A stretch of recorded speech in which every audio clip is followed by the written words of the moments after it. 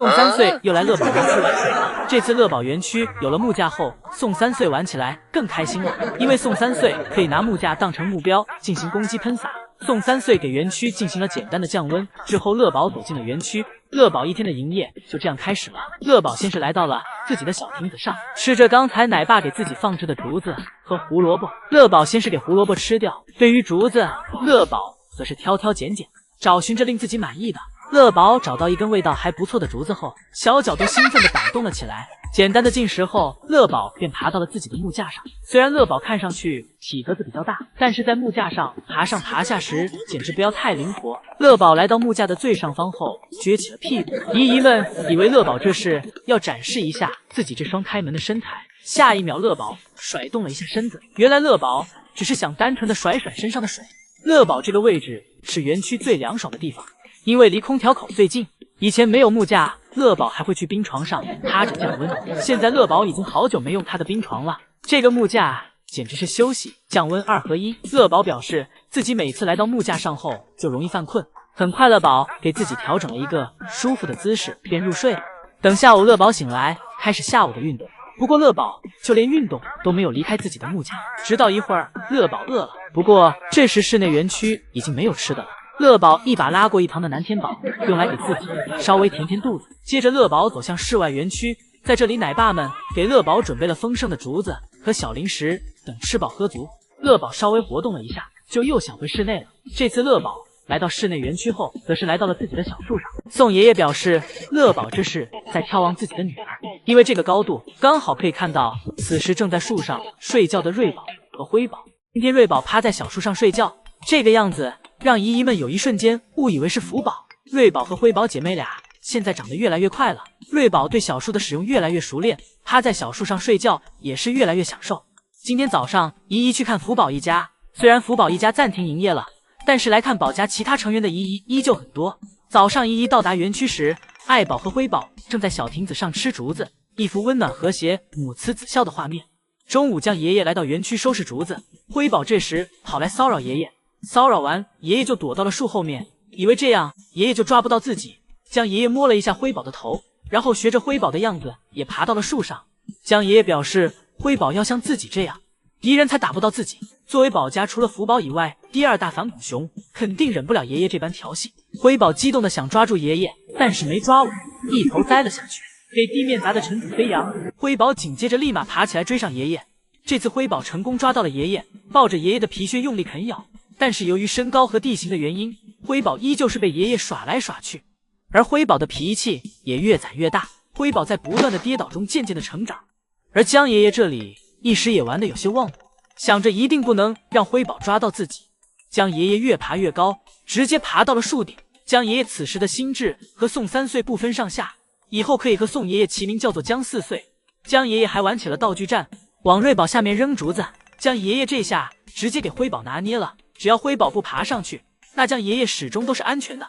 而等辉宝爬上去后，江爷爷还可以从另一面安全撤离。辉宝被爷爷耍得团团转，虽然满身脾气，但是根本无力反抗。辉宝这个小可怜在树上不断的辗转，看着灵活的爷爷始终都是气不打一处来。最后江爷爷怕辉宝生自己气，怕辉宝记仇不喜欢自己了，爬上树和辉宝道歉讲和。辉宝正在用自己的小屁股和姨姨们打招呼，辉宝翘着小尾巴不断的在独木桥上蹭来蹭去。这时江爷爷走了进来，江爷爷是来接替爱宝营业的。江爷爷拿着一根竹子充当扫把，为爱宝清理着小木床上的青团碎屑。而瑞宝此时正在小滑梯上睡觉，辉宝则迷迷糊糊的盯着爷爷。瑞宝一下被爷爷的声响吵醒了，江爷爷看到后上前安抚瑞宝，辉宝这时也凑了上来。辉宝一看到爷爷和姐姐玩就吃醋，辉宝表示要玩只能和自己玩。辉宝将瑞宝压在身上，想将瑞宝藏起来，而瑞宝此时困意正浓，根本不想搭理辉宝。趁姐妹俩在相互玩耍时，江爷爷来到南天宝前，对南天宝进行修复。辉宝看着爷爷对南天宝所做的一切，不知道辉宝会不会吃南天宝的醋，如果这样的话，南天宝可要遭老罪了。而与此同时的爱宝正在室外园区吃竹子，爱宝在室外园区待得越来越舒适了，不过没有乐宝吃竹子看起来自然。乐宝在自己这几百平的客厅里吃着竹子，财阀气质油然而生。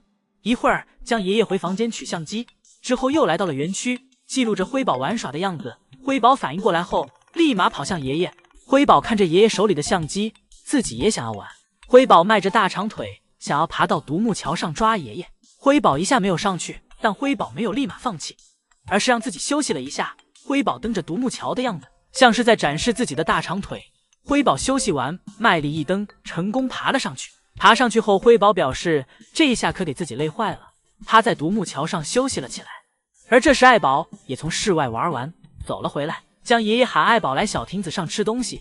小亭子上早已为爱宝放置了可口的胡萝卜，而将爷爷则默默地站在一旁，记录着爱宝和姐妹俩的日常。每天记录一下宝家的成长过程，已经成为了将爷爷的习惯。对宝这睡觉的小姿势，简直就是缩小版的爱宝，都是一副淑女的模样。只怪乐宝的基因太强大，3个女儿2个性格像乐宝，一个比一个调皮，唯有瑞宝的性格遗传了爱宝。虽然爷爷曾说辉宝和瑞宝的性格经常互换，导致瑞宝也有时很调皮，但要知道爱宝小时候有时还会奏华阳呢。但母女俩最像的还是彼此的气质。瑞宝大部分时间都是一静体闲的状态，这与情绪稳定的爱宝极为相似。例如，爱宝在日常生活中就是安静的吃饭、安静的散步以及安静的睡觉。虽然有时会被游客的大声喊叫所吓到，但是爱宝会很快对其做出判断，确认有没有危险。等爱宝确认没有危险后，便会继续做自己的事情。而福宝和辉宝都是性格大大咧咧的，阳光开朗，什么事情都不往心里放，有好玩的就一次玩个够，有好吃的就一直吃，一次吃个饱。爷爷来找自己时，自己就会很开心；爷爷走了，自己也能很快的自我调整好心态。困了时就找个地方呼呼大睡，从来不会内耗自己，整个就是一个怎么开心怎么来。而乐宝也一样，竹子必须先吃好吃的，不好吃的竹子宁愿丢了也不勉强自己。当奶爸来找自己时，也会很开心，跟着奶爸跑跳转圈圈。而当乐宝发现每周的宝家日常里没有自己的影子时，乐宝也不会生气，反正自己的窝头和小苹果不会少，自己依旧是该吃吃该喝喝。当有玩具时，乐宝喜欢就玩，不喜欢乐宝连看都不看。比如乐宝的吊床，不管乐宝的吊床再怎么简陋，乐宝都喜欢。但对于爷爷的冰冻皮靴，乐宝就不喜欢。福宝和双胞胎对爷爷皮靴很喜欢，但是乐宝却一点都不感兴趣，看都不看。乐宝和辉宝一样，都是主打一个自己开心就好，而福宝也是任何不高兴和有小情绪时，全都体现出来。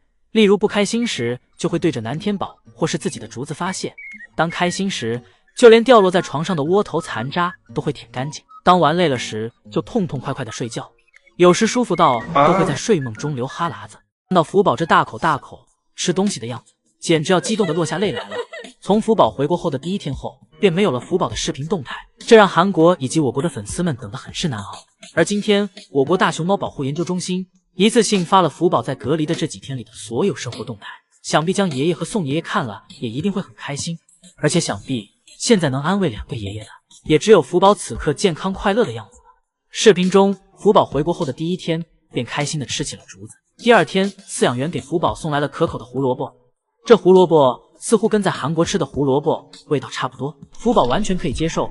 福宝吃胡萝卜时的样子，再配上这充满食欲的咀嚼声，让人看了都饿了。第3天，福宝吃上了之前在韩国从未尝过的竹子，因为福宝在韩国主要吃的是雪竹，而国内的许多竹子福宝多数都没有吃过。第4天时，饲养员给福宝送来了许多的小零食，为了方便福宝咀嚼，饲养员贴心的给小零食都切成了小块。第5天，福宝已经养成了健康的作息和食欲，脸上没有丝毫的愁容，有的只是吃货福宝。而在新饲养员每天的细心照顾下，福宝也和新饲养员建立起了感情。饲养员正在用小零食让福宝配合演习体检工作，福宝这乖巧懂事的样子让姨姨们看了心里暖暖的。而这2天，爷爷们也不再面带愁容，都开始恢复往日里的开朗和活力了。